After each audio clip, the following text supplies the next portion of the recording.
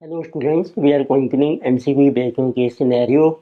So case scenario is based on financial instruments under Ind AS 32, 107 and 109 with major topic on financial liability versus equity transactions. So let us see data given in this scenario. So we are given that CG Limited has entered into client contracts for different financial instruments during current financial year, and you are required to determine whether these financial instruments represent financial liability or equity transactions. So let us see case number 1 is our an entity makes a purchase of wood on credit of 30 days for its consumption in normal course of business and interest is payable at the rate of 12% per annum for any delay beyond the credit period. So we have to determine the nature of financial instrument. तो आपको mention किया है number 1. तो entity है आपकी CG limited. एक है जो परचेज. तो वुड आपकी मानी जाएगी वुड से ऑन क्रेडिट.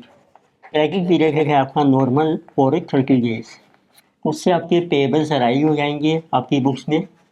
तो it means we can say that in this case entity है जो ऑब्लिगेशन. तो एंटिटी की को ऑब्लिगेशन अराइव हो गई है जो ऑब्लिगेशन टू पे कैश इन फ्यूचर, कि आपने कैश पे करना है. और ये आपका डिफ़ॉल्ट होता है तो फिर आपको इंटरेस्ट भी पे करना पड़ेगा विच इज एडिशनल कैश है. इट मीन्स इंटरेस्ट भी आपको पे करना है फॉर डिफ़ॉल्ट, जिसे प्लस इंटरेस्ट फॉर डिफ़ॉल्ट. तो जब आपकी ऑब्लिगेशन है टू पे कैश विल से जाके it is a financial liability. ये आपकी फाइनेंशियल लाइबिलिटी मानी जाएगी. Now you can say which option is correct. So answer is option number 8. Then we have second case. So we are given that so entity has borrowed rupees 5 lakh from Citibank with bullet repayment and an annual interest at the rate of 10% per annum. आपने money borrow की है 5 लाख की और अपने interest पे करना है 10%. And the entity makes default at the end of 4th year and consequently a rescheduling of the payment schedule is made beginning 5th year onwards. और आपने डिफ़ॉल्ट कर लिया है इंटरेस्ट की पेमेंट में 4th ईयर में, फिर आपकी रीशेड्यूलिंग हो गई है लोन की. And entity is required to pay, entity है इसमें CG limited is required to pay 625,000 at the end of 5th year for one time settlement. So we have to determine a differential amount to be exchanged for one-time settlement in the books of CG Limited and evaluate whether it is financial liability or not. तो पहले देखते हैं, देखो आपको mention किया है तो CG limited ने has borrowed rupees 5 lakh from city bank. फिर आपने इस पर इंटरेस्ट पे नहीं किया है 4th ईयर, तो आपने पे नहीं किया है. 5th ईयर में आपकी रीशेड्यूलिंग हो गई है और आपको अब पे करना है टोटल अमाउंट को टू पे 625. तो पहले देखते हैं कि कितना डिफरेंस आपको पे करना है. तो फर्स्ट लेके से बची के अमाउंट ड्यू कितना है आपका, तो ड्यू आफ्टर 5 ईयर. तो 5 लाख का जो आपका लोन है उसके ऊपर आपका इंटरेस्ट ड्यू हो गया है 4th ईयर और एक 5th ईयर का. तो आप ऐड कर लीजिए 10% इंटरेस्ट है 2 सालों का. तो जिस अमाउंट के लिए 5 लाख प्लस 10% 550 प्लस 10% जिसे बिकमिंग 605. पर अब आपको सेटलमेंट में अमाउंट पे करना है 625. तो मीन्स आपको एडिशनल अमाउंट पे करना है, additional amount to be paid, जिसे 625 माइनस 605 रुपीज़ 20,000. तो अब आपको डिटरमिन करना है वेदर की फाइनेंशियल लाइबिलिटी और note for this additional amount. तो ये जो एडिशनल अमाउंट है ये आपका माना जाएगा at unfavourable terms. It means जब आपको अमाउंट पे करना है as compared to amount due उससे ज़्यादा पे करना है तो वो आपकी जो है फाइनेंशियल लाइबिलिटी बन जाएगी. इसी तरीके से यदि आपको फेवरेबल टर्म्स पे सेटलमेंट होती है वो आपकी फाइनेंशियल एसेट बन जाती है. So since this additional amount will be paid on unfavorable terms, so it is your financial liability. ये आपकी financial liability मानी जाएगी. So hence answer is your option number A. Again we have third case is so CG Limited took loan of ₹50,000 from so a person and the CG Limited enters into an arrangement with the person to repay the loan after 6 years by issue of its own equity shares whose value equals ₹1 lakh. तो means अगर सीगी company ने loan लिया है किसी person से 50,000 का, पर उसकी आपने रीपेमेंट करनी है आपके 6 ईयर, फिक्स्ड अमाउंट है आपका 1 लाख रुपये, but we will issue our own number of shares. The number of share को भी इशू की shall be determined based on market price of share of Sigi limited at the time of repayment of loan.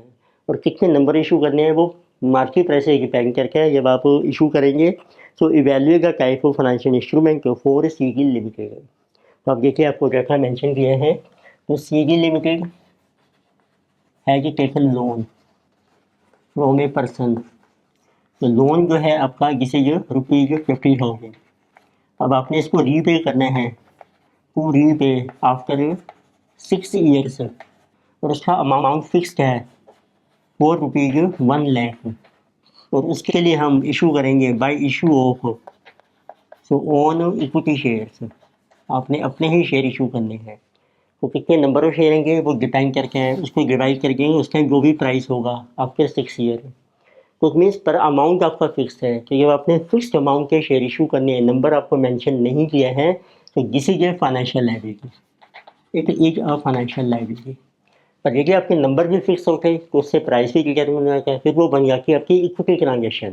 तो इस case में सिर्फ amount fix है, number of share आपको missing है, वेरिएबल है, तो ये फाइनेंशियल लायबिलिटी मानी जाएगी।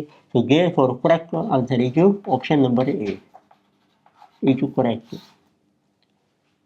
So can we have 4 cases? So CG Limited issued compulsorily convertible preference shares to its subsidiary which is our B Limited at ₹100 each, ₹10 face value plus ₹90 premium, and the CCPS is convertible into one equity share of CG Limited at the end of 8 years, and it carries a dividend at the rate of 9% per annum payable only when declared at discretion of CG Limited. And evaluate this is compulsorily convertible preference share from the point of view of Sigi limited. तो देखो आपको mention किया है जो सीगी limited जो entity है इसमें इसने इशू किए हैं कंपल्सरीली कन्वर्टिबल प्रेफरेंस शेयर से अपनी ही सब्सिडरी को, विच इज बी लिमिटेड। अब इसके ऊपर जो आपने डिविडेंड पे करने हैं, तो डिविडेंड पेएबल ये किसी नोट फिक्स के, ये फिक्स नहीं है आपका, because it is at discretion of Sigi limited. तो ये आपकी एट डिस्क्रिशन के ऊपर है, चॉइस के ऊपर है, it means at choice of Sigi limited. तो इट मीन्स ये आपकी लायबिलिटी नहीं मान सकती हम। And what about redemption value, और जो रिडेम्पशन करनी है आपने, रिडेम्पशन आपकी फिक्स है, बट आपने शेयर को कन्वर्ट कर देना है 1 इक्विटी शेयर में। तो इट विल बी फिक्स्ड जो है बाय इशू ऑफ 1 शेयर। अब वो 1 नंबर ऑफ शेयर भी आपका फिक्स है for each compulsorily convertible preference share.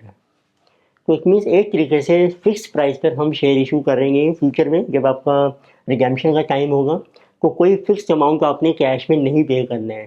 तो therefore we can say that it is not financial liability.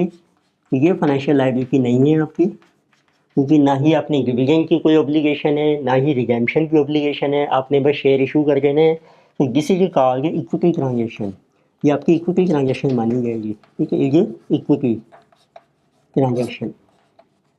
So therefore you can say which option is correct. So it is option number C, it is equity transaction. So next we have the 5th case is an entity issued warrants to all existing shareholders entitling them to purchase additional equity shares of the entity at an issue price of ₹120 per share with face value ₹10 per share, evaluate whether it is equity instrument or a financial liability. इसमें देखो आपको mention किया है entity कौन है आपकी, CG limited है, ये इशू जो वारंट्स, तो वारंट्स हम इशू करते हैं अपने ही शेयर होल्डर को, सो गेट शेयर्स, और इसका प्राइस है आपको मेंशन किया है एट द रेट ऑफ ₹120 तो पर शेयर। इसके थ्रू हम शेयर इशू करेंगे अपने ही शेयर होल्डर को, उसका प्राइस है ₹120। तो इट मीन्स जब आप शेयर इशू कर रहे हैं उस पर कोई फिक्स डिविडेंड नहीं है, कोई रिडेम्पशन पीरियड नहीं है, it means this not financial liability, it is not financial liability, ये आपकी प्योर इक्विटी ट्रांजेक्शन है। तो it is an equity transaction. So hence our correct answer is option number C. equity transaction. So in this lecture, we have discussed a case scenario based on financial liability or equity transactions under Ind AS 32, 107 and 109. Further topic we will continue next lecture से। Video आपको अच्छी लगती है subscribe कीजिए, recommend कीजिए, share कीजिए। Thank you.